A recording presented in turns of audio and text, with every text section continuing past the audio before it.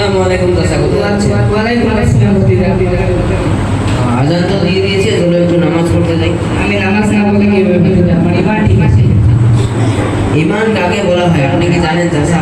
শুনেন, ঈমান ওকে বলা হয় আল্লাহর প্রিয় নবী হযরত মুহাম্মদ সাল্লাল্লাহু আলাইহি ওয়াসাল্লাম তার রবের থেকে যা কিছু নিয়ে এসেছে ওই সমস্ত জিনিসকে হক এবং সত্য মনে করা এবং জবান দিয়ে বলাই হচ্ছে ঈমান।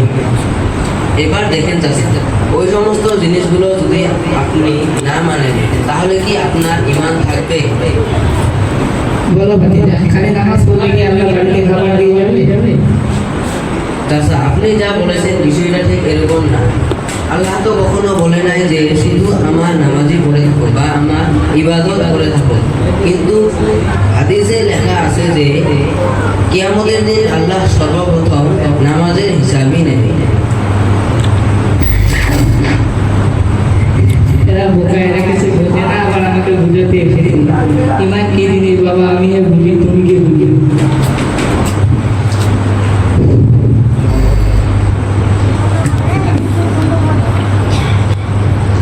তো এই জিনিসটা করার কারণ উদ্দেশ্য হওয়া লাগছে এটা যে সমাজের ভিতরে বর্তমান হওয়া লাগছে যে রাসূলুল্লাহ সাল্লাল্লাহু আলাইহি ওয়াসাল্লামের সুন্নাত নাই, আল্লাহ রাব্বুল আলামিনের ইতাআত নাই, তবু কি বলে আমার ঈমান ঠিক আছে।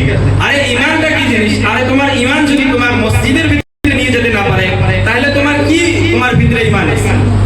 তোমার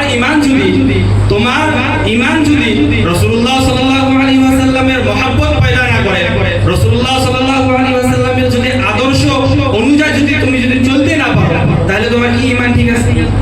দেখবেন যে সমাজের ভিতরে এরকম মানুষ আছে যে কোনোদিনও মসজিদের ভিতরে আসবে না, মসজিদের ভিতরে কি কালাম করা আছে এটাও জানে না, মসজিদের ভিতরে কয় ওয়াক্ত নামাজ পড়া হয় এটাও জানে না, কিন্তু তাদের সঙ্গে আপনারা কথা বলে আপনারা পাবেন। তারা এরকম কথা বলবে আপনাদেরকে যে আপনারাই হয়তো ভুল কাম করতেছেন, তাই একটা সমাজের জন্য একটা মেসেজ শুরু, একটা উদাহরণ আর কি আপনাদের সম্মুখে আর কি বাস্তবায়ন করার জন্য এই দৃশ্যটা দেখা। মূল কারণ হওয়া লাগছে যে এটাই যে সমাজে যে ভুল প্রচারিত যেই জিনিসগুলো হয়ে আছে, সেই জিনিসগুলোর উপরে লক্ষ্য করি, সেই জিনিসগুলোর উপরে ভিত্তি করি এই কামটা করা, এই দৃশ্যটা দেখা, এটাই হওয়া লাগছে